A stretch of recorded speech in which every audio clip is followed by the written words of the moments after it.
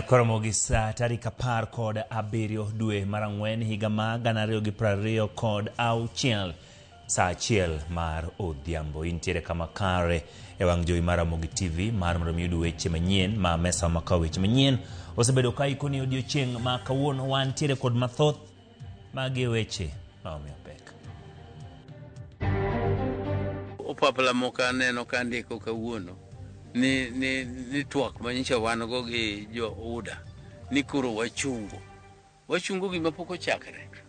Ok inyal chungo gima pok ochakre, inyalo na chungo gima dhi nyime. Ogai mar ODM Oburu Oginga wacho ni onge twak mokethore kindgi kod UDA, wacho ni wach zoning nyaka bedi agenda mar twak. We have arrested members of several criminal gangs and we have arrested 48 are motorcycle gangs. Maandamano bila ma Nairobi yango ni gisemako jonjore maromo 84 e dwe achiel kinde ma iseyogi ewi arita monjaore. Onego sud machiegni gi jopiny ma koro kaka nyithind skul mane wawacho go mapok mancho kawo kipande to kipande gi pok oduogo sud kodgi machiegni mondo oduok ne kipande gi kata kiduoko ka assistant chief mondo gikaw mondo gijiandikisha gibed jogo kura. Jodak manyatike dwaro mondo mi ochwal chenro mar ndikruok ombulu e dho wedhe nyaka e chula ma Migingo.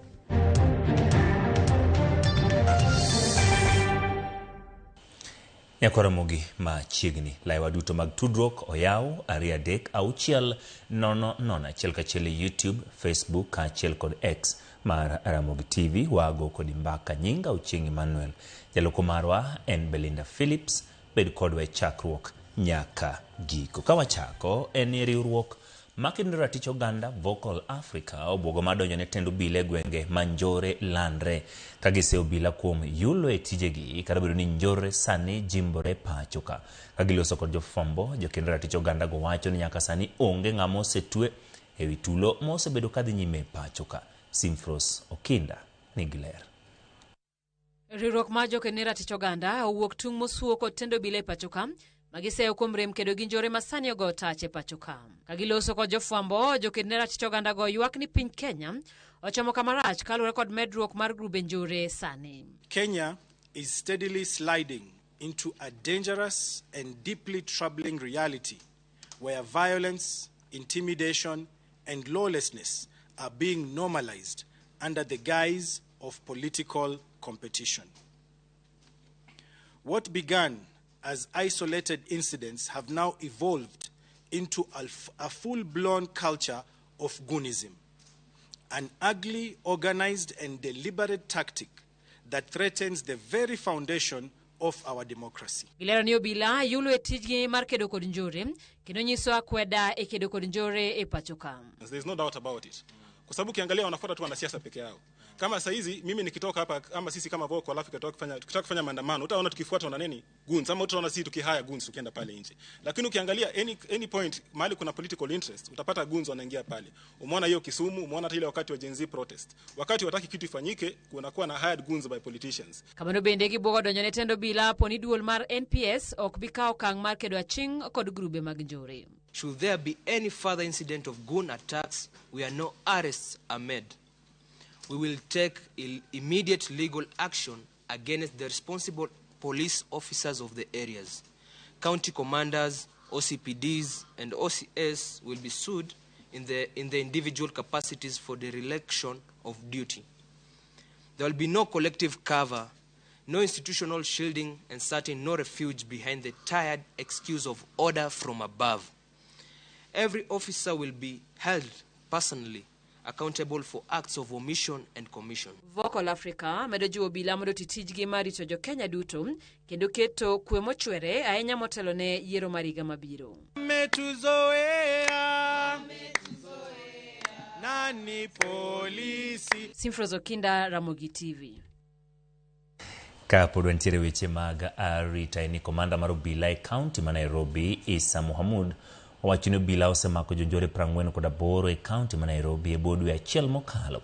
Isa wacho ni kuom jonjore makamago jokuoge mag apiko gin 48, 11 mitiyogo e yako puothe mane omako dasere Kaka jafama marwa Chris Owino leronwa Isa yango ni pok oyudo boke mar ng'anyo mar kweth mobalo kod piny owacho ewi medruok e nengo mauta. E kinde ni matimbe mag njore motenore gi siasa osebedo ka medore e pacho kae, komanda mar obila e kaunti ma Nairobi Isa Mohamud yango ni gisemako jonjore 84 e kaunti ma Nairobi e bodwe achiel mokalo. E twak mare kod jofwamb weche e log tich maduong' mar obila e kaunti ma Nairobi, Mohamud wacho ni kuom ji 84 go, 48 gin jokwoge mag apiko, e kinde ma 11 gin jonjore ma itiyogo e yakolope e kaunti ma Nairobi. We have arrested 84. Those goons, we have different types of goons, or gangs, I don't know what you call them, but 48 are motorcycle gangs, and 11 are for Mashamba. You can see even bows and arrows. We have recovered. This is for Mashamba. Shamba goons. We arrested them in Kayola and Ruai, those areas. So these are also for Mashamba goons. So this list is becoming a professional. You go Ainaminga goons, but tuna Sukumana na Hawa, and we have charged them before court. So we were able to.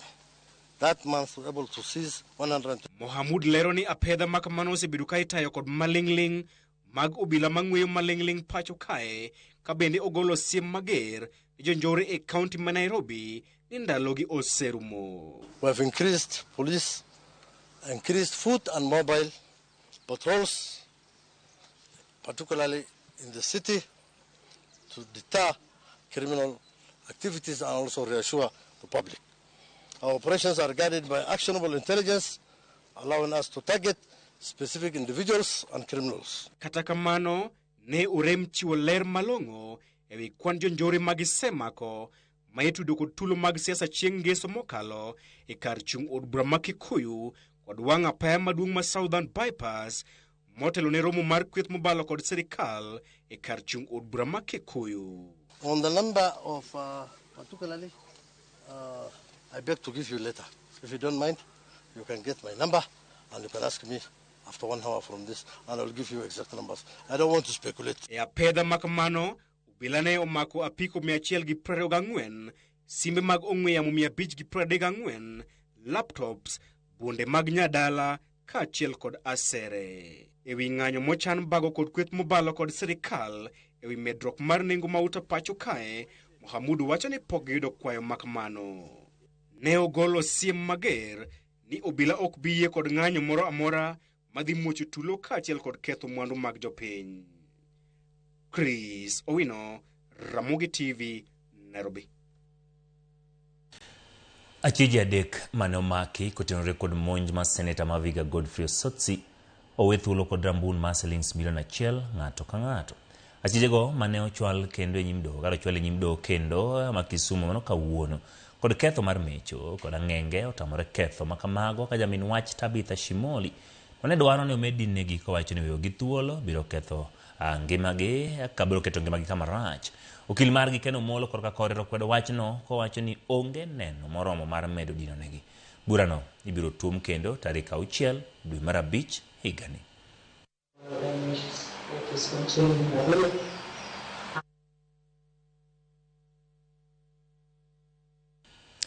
Koromogi ka pod wa dhi nyime gi weche machal kamano. Gai maduong' bura mar ODM Laktar Oburu Oginga koro kwedo weche moko ma fungore ni gichungo kendo gikuno twako duond bura mar UDA ewi ka gibiro dhache yiero maduong' mabiro. Chung' mar Oburu obiro mana odiochieng' achiel kende to kuku mar ODM siemo motegno UDA kuom jaro gi kinde ka kinde. Jafwambo marwa Eric Owenga nigi ler. We demand respect from the UDA party. Mano ne en duol mane ODM ochiwo tich ang'wen mar jumani bang' bedo kod romo kuom thuolo mar romo seche 5 kama. Duol ma bende oganda bura noparo ni duond bura mar ODM kod UDA chal ma okethore. Romo ma tich ang'wen no nochwoe kom kod ogai mar ODM Laktar Oburu Oginga. Kata kamano bang' seche 24 to ogai mar ODM Oburu no okoko kendo chiwo ler ka okwedo weche mosebedo kadhi nyime tok romo margi ma tich ang'wen no. Ni twak manyicha wan go gi jo UDA ni koro wachungo gima pok ochakre.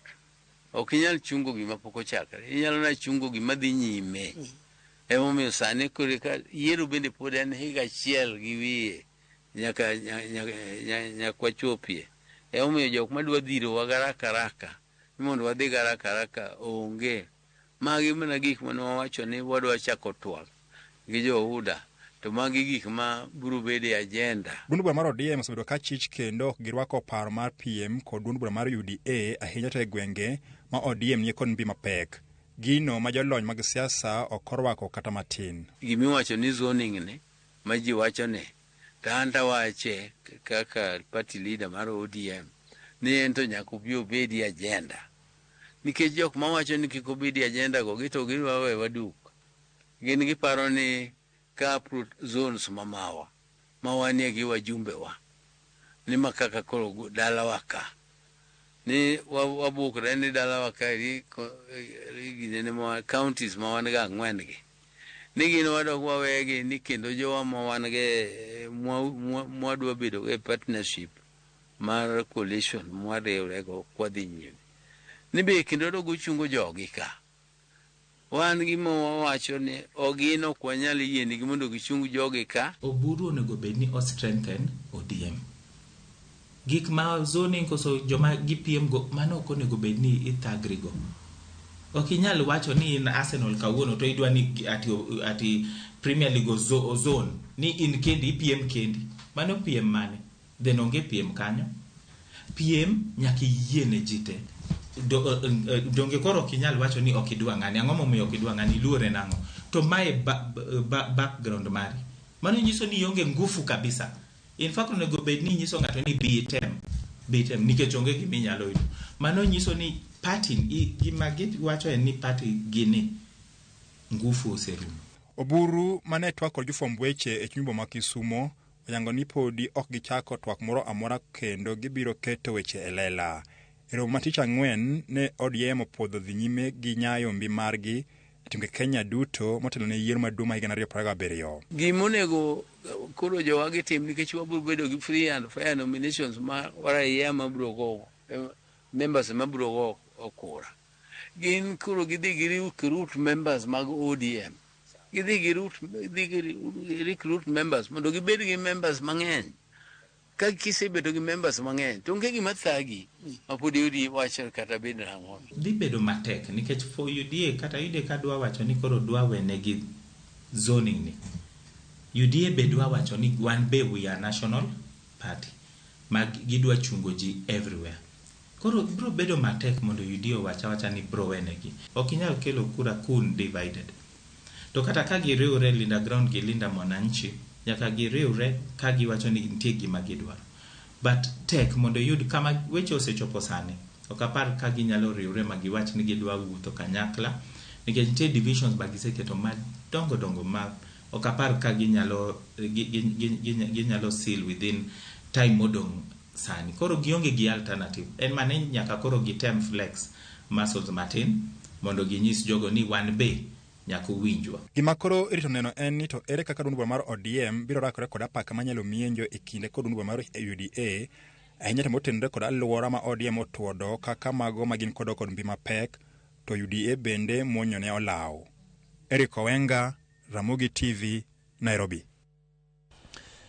Jata chenro ma riwruok ma jopuonj ma mine mong'ere kaka Kewota oseripod nonro ma luoro mibadhi mar ng'eto ma jopuonj shillings 200 ataro ma chik dwe ka dwe ma en bang' nonro manotim kod od fwambo moro yango ni Kewota osebedo ka ng'ado jopuonj ataro mar chik kendo bende gisebedo ka gindiko wedegi e tich. Jata chenro mar Kewota Benta Upande oseude repe machon ni en ema ne ochiwo weche ma miriambo ne od fwambo no tok kane oriembe tich mano derepe mane riembe chano no ng'awo ne twak kod Benta Upande chenro mar Upiny okinyi makawuono.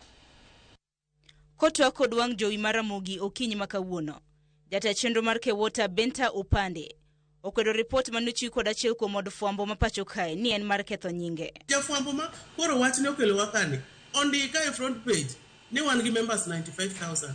That is a big lie. At the same time giwacho ni wantiere gi pesa wa maneno ka giketo kachacha is around 12 million. 12 million, they can divide it 200. Mago, how many members?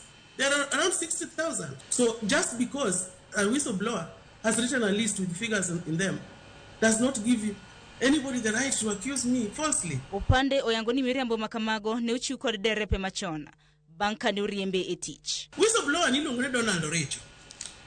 Donald Oricho was my driver. Onyiso wan every institution sirikal miyo NIS. Wan joma mine seche moko gigi wakia koro wakone timnwa kamano. Bo wacho nono yudo ji auchiel. Ji auchiel gi wacho ne jogi dwano chul gi $600,000 per month. Wachulo mokwongo, the records are there. Mara riyo, then we started expanding. The money pesa koro ne dok piny. Koro wakone ne ukidhi losnwa gi jogi ka mondo waduok gigo endo 300,000. Obiro moduogo ne joko yie to gi complain kabisa. Haya, since 2019, Sharon, wasemiyo nyathini endi pesa 300,000. Dwe ka dwe. But by the time manywa dismiss, no wasemiyo 7.2 million mar security. What is missing now? Uru chupo kama membership wa oda piny kabisa. One gi membership ma was about it was going to about 85,000. Membership wa karo ne dok modok nyaka 60,000 up to 50,000. Komiti luonge mo penje ne to koro. To jo amane wachulo ga pile pile. Ok ginyiswa ntango matimore. Tibed ni jopuonj wuok mana malit kama. To wakone wadwaro mo gi jogo motamore.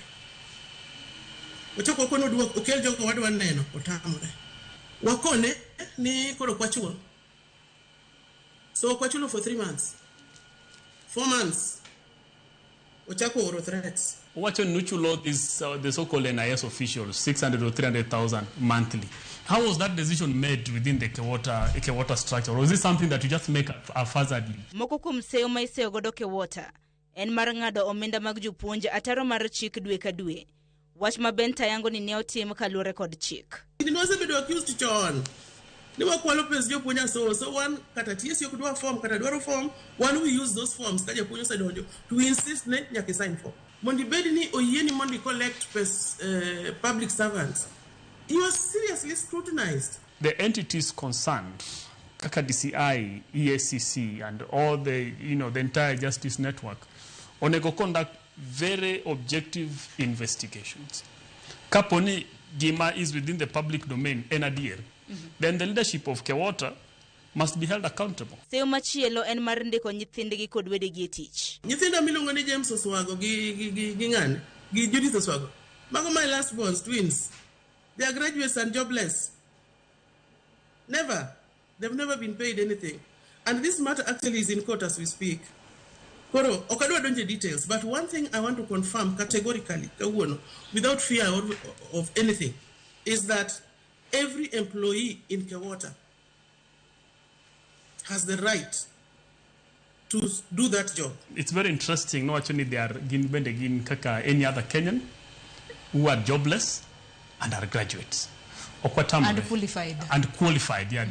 They are competent enough to do those jobs. Makumani koro gima penje ni nyabo mane ni en mane odu kende kaka jotend Kewota where we can find jobless and qualified individuals. Riwruogni bende iseyo ni ne okawo pes jopuonje mane ochopo e rombe mag ndiko jokanyo magi e gwenge mopogore. Timo recruitment drive mar sensitizing people. Onge pesa ma japuonj golo sa recruitment drive. Sa recruitment drive wakone jopuonj donjo online. Katek wami form. And recruitment drive mane mindiki a list. We are waiting for those things to be produced in court. Kaluwore gi seyogo, riwruok mar jopuonj TSC okawo okang' mar chungo ng'eto mag jopuonj. Wach ma Benta oyango ni gibiro kedo godo e doho. CEO mar TSC or suspend reduction mar Kewota because of a newspaper report. Okoluongo wakata kata mana justice okomi Kewota. Moko samon wa moko na madembe wadwa. Iketho nyinguka gini okupimna mondo yudne wan guilty mondo suspend. Komachielo kaluwore gi ripode mantiere e mbui malieko ni ne omonjo apis mar Kewota mantiere Hurlingham Bura Nairobi. Benta okwedo ripode makamago. Office no komonji Sharon. Jo-KTN no biro kanyo mondiko gige giwegi. Kendo onge gimolal office wakata chiel. I do announce that. Benta gisani lieko ni ngima ne nitiere kinda Kuruga Sumbi kaluwore koda seyo makamagi. Gima nitiere kinda kuruga sumbi. Because it's a big scam. It can go very far. Kumakia woto yudoreni. Obro kuo katobroto. Depending on how it handles this whole scandal. Gisani nonro dhi nyime mar yango adiera mar wach madhi nyime e riwruok mar Kewota. Okay, I'll step aside. Nikech anonge gima timo marach. Sharon Ong'ao, Ramogi TV. Tok lipot mar Kewota no mabende nitiere kod mibadhi ma inono kanyo obedo kao yo maro kamano jaseme Anoguda Sankara ka Yesu unena kaunti ya Seme Makalda kinyozi mara wiko jarodi kapinyo wacho kotanga sali as now to Kenya ka dak dhitamoji te nikech njore Nairobi to bedo nyaka devolve to villages. No one is safe. Erokamano Oguda Sankara ka Yesu ka intiere gwenge mag Seme Makalda kumote machal kamano nyakwaro mogi kikidhi mabor pod antiere kod mathoth moikoni chenro marangichwelo.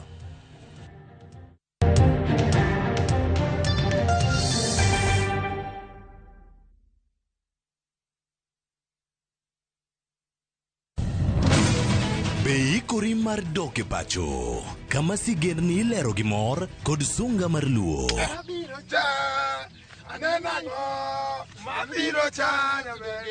Chakre weche hera mamulo chuny, anyuola, timbe machon, nyaka sigendni madongo mag kit anyuolawa mapakowa. Magi ok gin mana sinema, magi gin sigendni magwa. Ka oko mana chikni emomiyo koro sani wabedo kaka familia kar nyamerwa dak eforeto wanti. Dhok ma wawacho, koko mag nyierowa, kit luo kod sigendniwa nenore ayanga.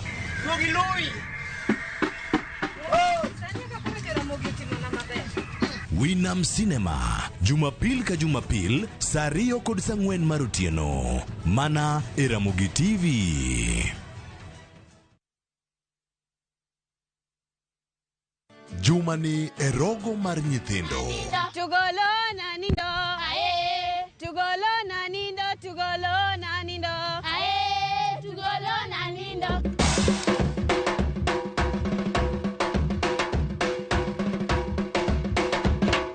The mouse is our friend. It's small and it zooms. We move it with care and click to go. Whoosh.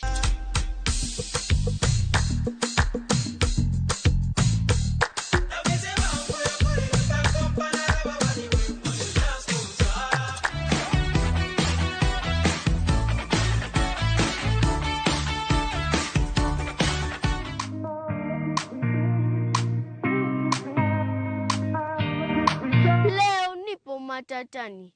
Mwalimu utakasirika. Nimechelewa shuleni. Mwalimu utamwambiaje?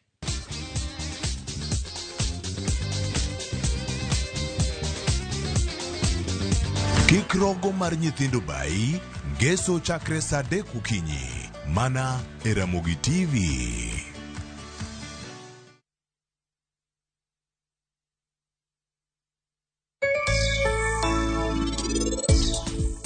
Niti pile ka pile ne nitie gimor mang'eny ahinya e ngimane. To ka aneno kaka en ochalo, awinjo malit e chunya. Niti ne ng'ama mor ahinya. To pile ka aneno koling kaka en oling'no, awinjo matek ahinya pari.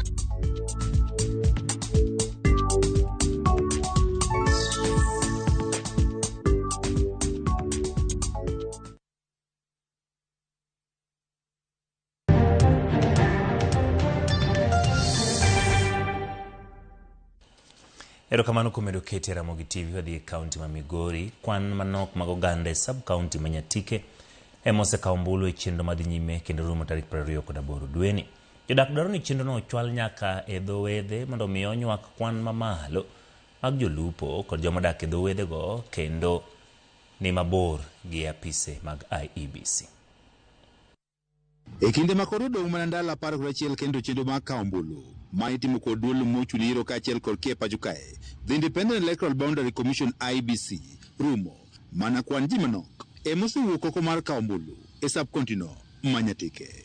Duol ni mar IEBC geto ndiko jogo ombulu maromo 12,000 e sub-county Manyatike e chenro bedo nyaka sani koro dhi nyime kendo rumo e kinde mandalo 11 mabiro. Kata kamano, lipot yango ni koromo tarik 15 mar dweni mana maromo ji manyien 3,400 kende ema nosekawo ombulu e sab kuond Manyatike. Kwan matin mar jogo mosekawo ombulu e sab kuond Manyatike osekelo paro mopogore opogore ka kuom jodak kaachiel kod kuom josiasa moting'o lawi jaoko e sab kuond Manyatike. Yudo ni jogi nigi kits adek magitero kits adek e ward ka ward, koro giluorore kuonde chirni, kuonde centers mag register ji.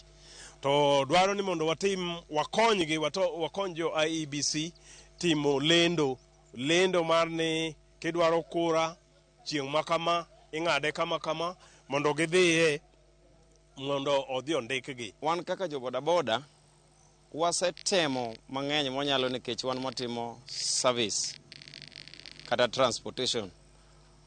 Wasetemo in all wards wase loso nyaka riwruok wa moro ma wakowo ji nono kuonde ma kits gi nitiere mondo giyud activities gi mayom. Percentage and about just a little bit less than 30% mok ber. To kawuono wan gi tarik 17 odong' ndalo jumbe 2 kende to dweni rumo.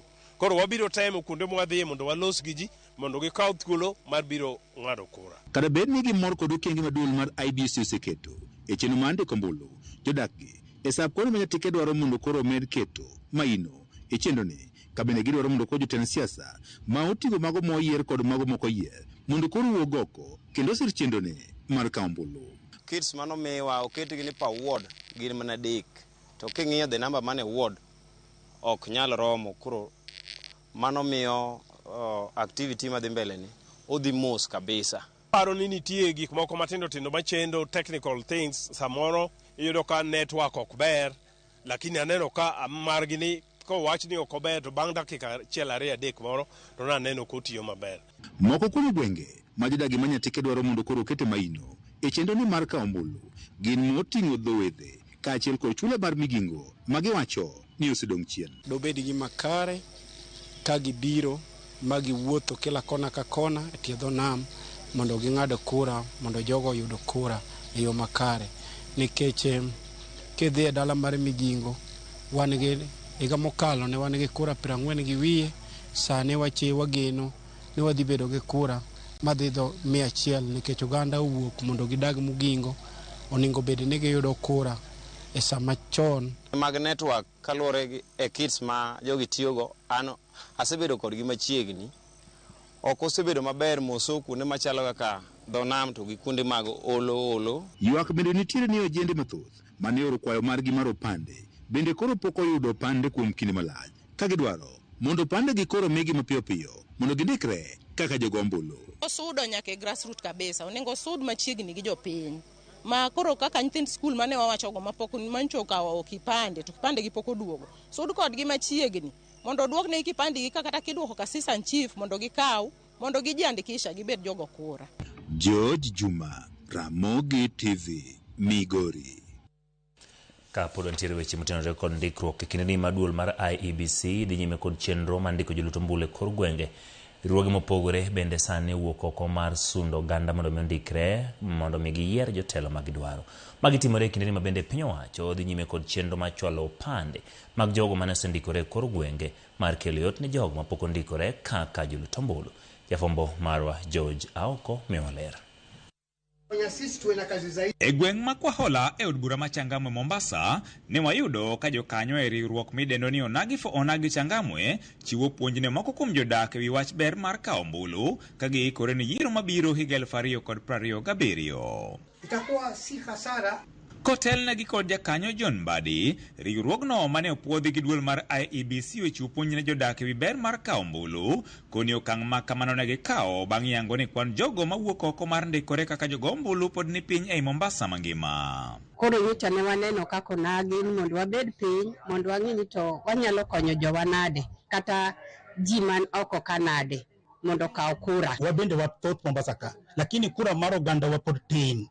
Emiyo wakwayo kendo wawuok oko kendo wacho no oganda wakauru kura mondo wabed kod sauti maduong' e Mombasa ka, na pia jo Mombasa bende kata mana pwani kwa jumla mondo wabed onyalo bedo ewi mesa. Aheri nyiso nyimine ni penja duong' ni to maine ot kan bise kawo kura. Kapo ni pok okawo kura to gik moko bende inyalo kata mana tuone.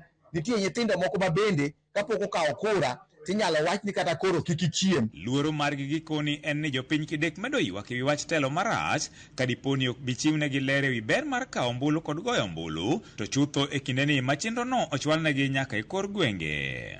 Mabadiliko hawezi kuja ikiwa mwananchi wa kawaida hawezi kuchukua majukumu. Jukumu la mwanzo ni kuchukua kitambulisho, jukumu la pili ni kuchukua kura, jukumu la tatu ni kupiga kura. Lakini watu wengi wanaangalia tu kupiga kura. Unauliza mtu mbona mpige kura, lakini wakati kura zitachukuliwa haukumwambia wewe tuende kuchukua kura. Naingia huko nyanjani ili tuweze kuwasisitiza wao vijana wenyewe wapate kupata kura na to learn like wa learn from example kama sisi ambao tuna kura, kwa sababu huwezi kwenda kufuata mtu umwambie kata kura kati mwenyewe hauna kura. Nyocha nadhi Changamwe sub county ka kitambulisho airo ka kitambulisho nitie mang'eny box kata on mube tabeta ma vijana no apply to poko kao to onge ka kinyalo kao kura kapo kikao ngono kitambulisho to ka i apply kitambulisho to kidhi kao kitambulisho jowadwa ere kaka wakonyre. Emio wan kako nagi foronagi Changamwe CBO ni wawacho ni jowatenya kwari wiki karachiel mondo wakisha mondo nambwa mondo bed malo.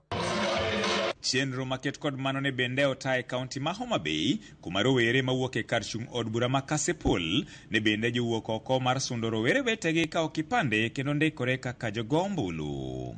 Ma gikoni biro gayo wach monj mosebedi kitudo godo rowere mikoni moko kuom josiasa osebedo katiyo godo to chutho e kinde mag campaign. Waseyudo ni wan kaka jo Homa Bay kata kaka jo Kasipul wan chien ahinya. Koro wadwa ni wa mobilize minewa, wuonewa, owetewa, gosiepewa mandala. So wabiro wawuok oko like tuko kadi mondo wa stop gik mosebedo timore na Kasipul ka nikech youth mon gi power. Kakineno gikate gi sikao kurasani magi kore ne wang'ni ogibitingo beti to gibiro tingo en kura mondo giyiergo jatelo magidwaro. Magi ne giwacho kalipod duol mar IEBC bende yango ni oganda makwar mag jogo mosekawo pande kaunti no ma Homa Bay bende pok ondikore kaka jogo ombulu. Oganda mar Homa Bay County manigo pande tayari to pok register en dhano malo 247,000. Mano manigi ego e lwetgi kigolo oko kipande moseduogo to jowa moko bende pok okawo. Ma timore sechegi maduol mar IEBC bende dhi nyime kod ndiko jogo ombulu e kor gwenge ka piny owacho bende koro chwalo opande ne jogo mane osendikore e kor gwenge. Tiyudo ka duondwa ok winjre motegno. Ma timore nikech jowa monengo kawo pande te pok okawo. Jowa mosekawo pande bende pok oloko gi kura. Koro mayo wategno to kendo mayo waduol e manyo gikeni mar piny owacho mamalo, manyo positions mimanyo to kendo minyalo dewigo. George Aoko, Ramogi TV.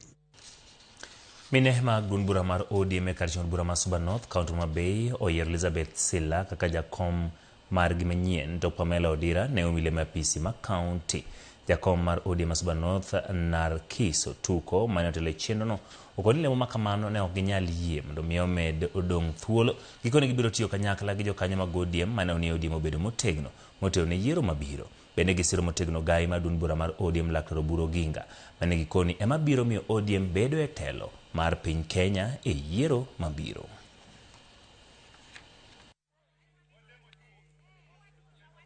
Nikech wan kaka jopati ma Suba North ok wahero koko. Wadwaro ni mondo bed ayanga ni chakre kawuono e weche mag mine e yor pati mar ODM Madam Elizabeth ema biro wuoye kamoro amora. Ok wadwa ni wawinj kikruok moro ma ng'ato dhi e liel kata arambe kata function moro amora to wacho ni en women leader to mine ma Suba North ok oyiere. Mine man ka gin delegates moa e wards 5 mano yier e yiero mokalo. Kendo gin mine 22 moa e wards.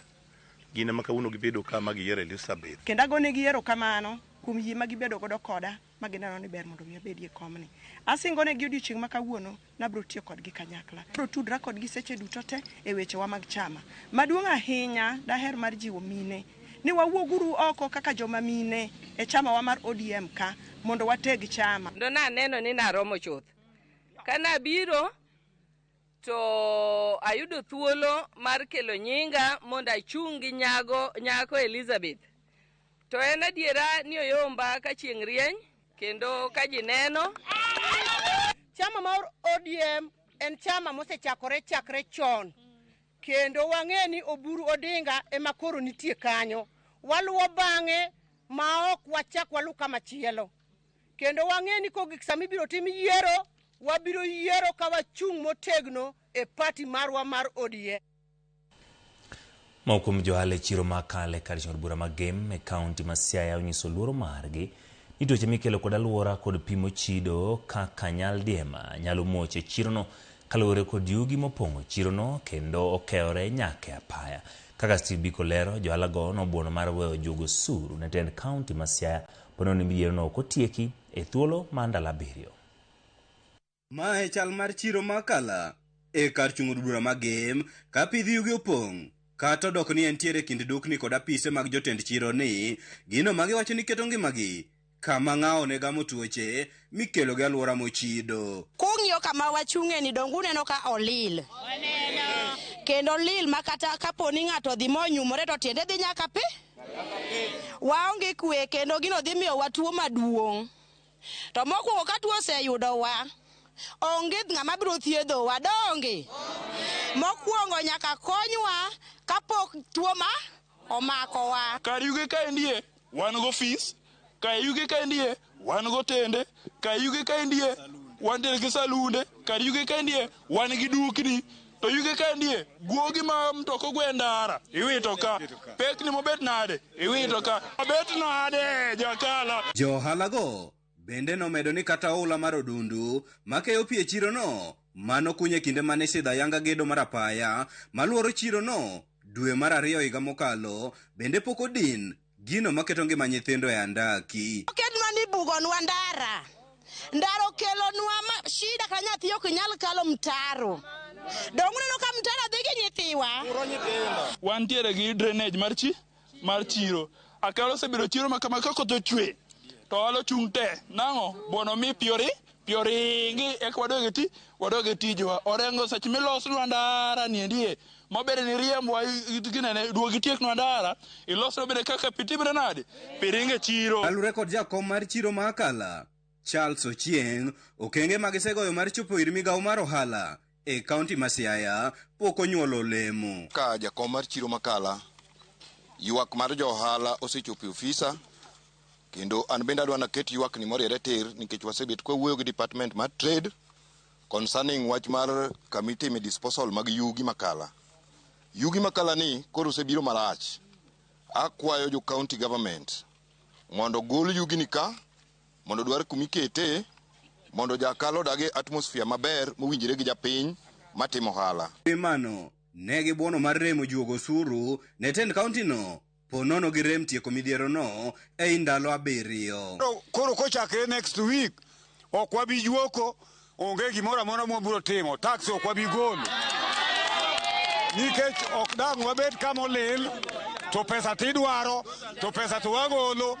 Ng'ena akala ka wang'eyo pesa mogolo, akala ka ok gol pesa matin ne siling 50,000 juok. Ochopo kama koro seche chopo gotieno stima wakala timre nade? Lal. Seche molal no gik madongo matimre iye bende timre. To mae kaunti mang'o wuoke CS masitima opio wandai konyo kaka jang'owa jakala. Okang' mane Ramogi TV okawo mar manyo duoke migawo mar ohala e kaunti ma Siaya norem nyuolo olemo bang' jatend migawo no Grace Agola wacho ni orage mar bede apisi nyocha oserumo kendo ok onyal loso e wi migawo no. Steve Biko, Ramogi TV, Siaya. Piny owacho kakadho kuom migawo mochung'ne weche nyithindo kod mar thieth obago chenro mar huduma mashinani mar kelo thieth ne manono maonge chudo kod chenro moko mag piny owacho machiegni kod jopiny. Chenrono geto oganda maromo 1,500 ka obiro timo menyo pim kod thieth ne tuoche mopogore opogore kuom nyithindo kod jomadongo. Ndikruok e SHA e kind chenro mamoko makiny notimre skund primar Mobambe kar od bura ma Kisumu West. Oganda kod jiwo mondo kiny ochop kar rombgi mondo oyud kony makamago mag thieth kod chenro mopogore opogore mag piny owacho.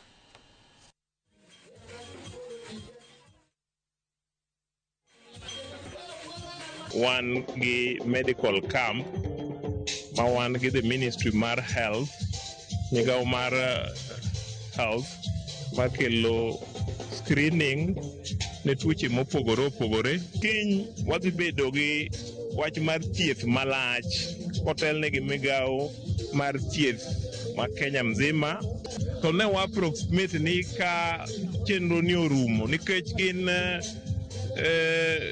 services mopogore opogore. Ineno ka nitie services ma target nyithindo, nitie services ma target joma ng'ol, nitie services ma target jogo man gi tuoche mopogore opogore. To wageno ni ka chenro ni orumo to wanyalo target more than 1,500 1,500 nikech kata kawuono kende ma itemete waseyudo ji moingo 700 jogo man gi shida services mabedo offered ka wakwayo ni kuyie to biu mondo uyud konyruok. Koro mogi tok report machalo kamano wakao yueyo matin kawaduogo wantiere kod weche mag tuke.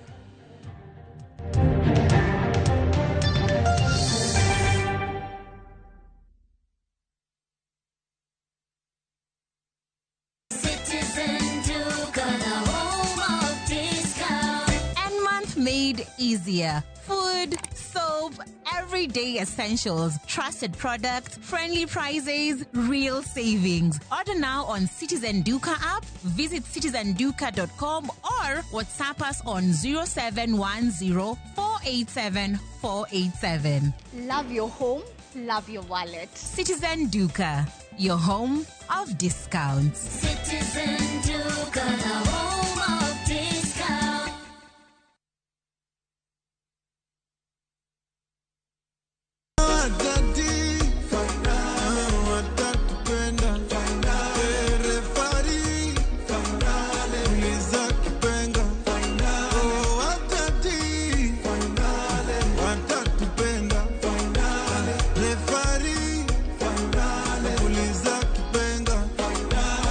Dial *811*272# to get Finale as your skiza tune.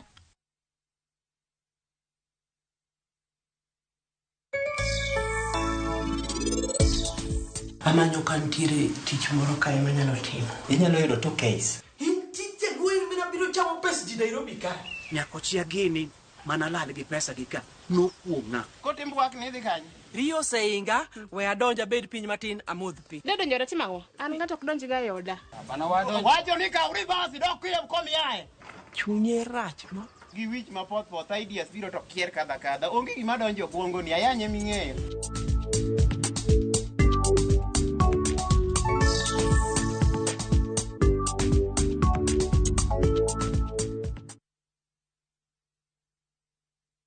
Nyakwa Ramogi, Kenya Eratiel. Raila has a space to say what Gima Jakom Dwawacho. The opposition, nothing like a Supreme Court. Oliet, Nyakwa Ramogi.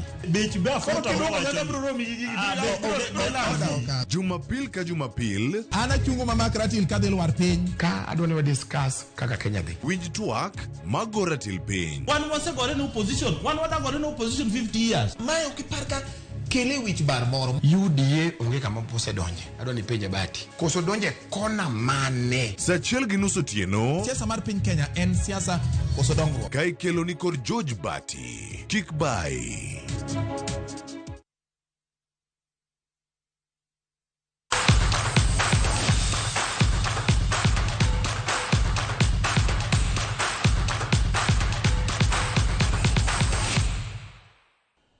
Machiegni tim mar nyiri matindo ma higni piny 17 Junior Starlets odhi nyime gi timo orako margi motelo ne tielo mar ariyo mar tukgi gi Namibia pachoka e manyo tiko mag tuke mag pinje mangima.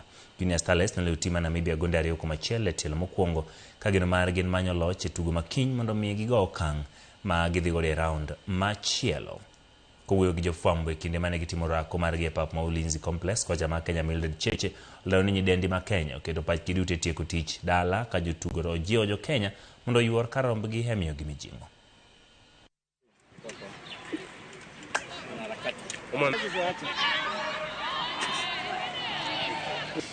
Kocha ametueleza kwamba inafaa tuwin hiyo game ndio at least tuingie kwa hiyo game next. So kila player ameka mind yake inafaa tu win game ya kesho, na pia kesho I hope kila mtu anapeana the best. Kila mtu amesema ata work hard ndio at least tukue na cooperation ndio tupate hiyo 3 points. So playing again at home, it's a big chance for us. We've learned how they are playing. Initially, we didn't know how they're playing. So right now, we have a better view of how they're playing, and we've adjusted to the right strategies to see whether we can get a win at home.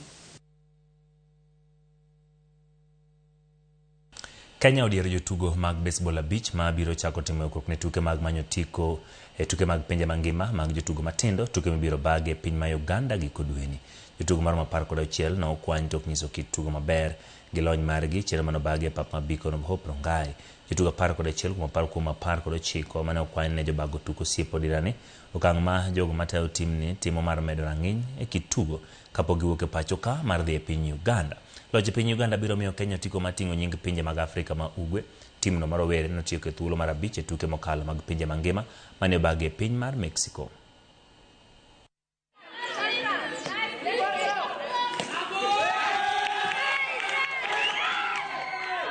Kenya in the continent is leading the pack with other strong countries like Tunisia and South Africa and Ghana.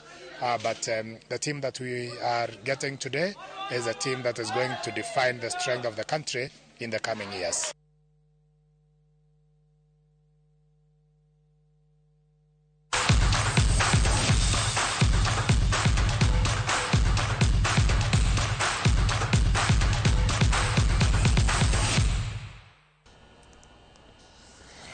Kwara mogiro kamano kumbedo kode chakruok nyaka giko chenro nen marang'ich welo maga mesa makawich manyien oiko nigi seche gi par ni koro mosadeko obedo gi chenro mar oimore gin kanye kaachiel kod mbaka e weche mpogore mag tuke kawuono orwako timba dhula mar Migori Youth mane mokelo e giko nyinga Ochieng Emmanuel jaloko marwa nen Belinda Phillips.